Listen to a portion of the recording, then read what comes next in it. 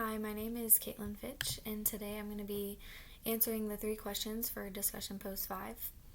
So the first question posed to us was, what should be included in the introduction of an effective speech?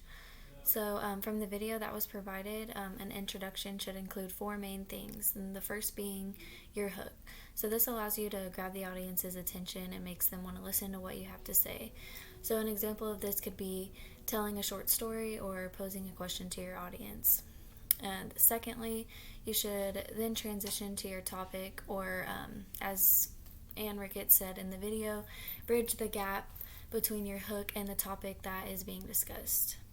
So next, you should include a self-introduction, giving yourself some sort of credibility on the topic, whether it be, where you work or the research that you have done over the topic.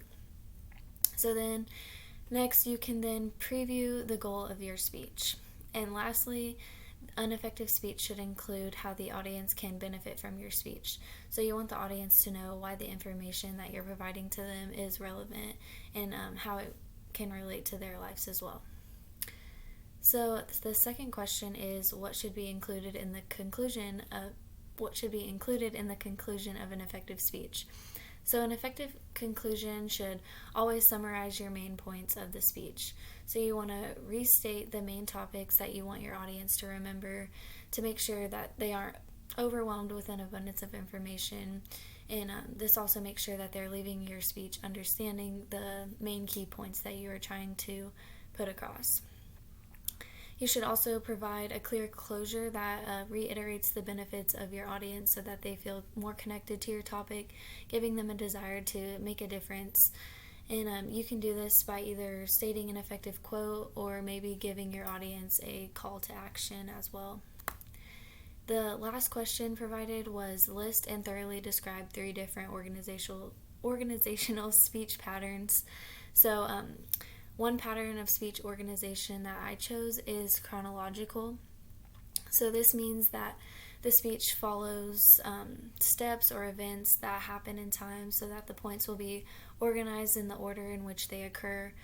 So this is most times seen in speeches of demonstration, such as baking a cake, because each step must be completed in the correct order. The second pattern of speech organization that I chose is topical. And this is done by choosing your topic and then just deciding the 3 main subpoints that you believe are the most important to discuss. So this is how many speeches are organized, and this kind of gives you free rein to include an organization and organize the information the way that you decide. Lastly, Monroe's motivated sequence is another speech pattern of organization that is used in persuasive speeches. So this organization pattern is broken up into 5 steps that include attention, need, satisfaction, visualization, and action. The introduction should include the attention and need for education on your chosen topic, and then you can move on to satisfaction, where you provide a solution to the problem that's being discussed. And next, you can allow your audience to visualize the problem being solved and what needs to be done to get there. And lastly, you will end with action, or a call to action, to make sure that your audience understands the issue at hand and what they can do about it as well. So all of these patterns I've discussed can be used when developing your next speech. And thank you for listening.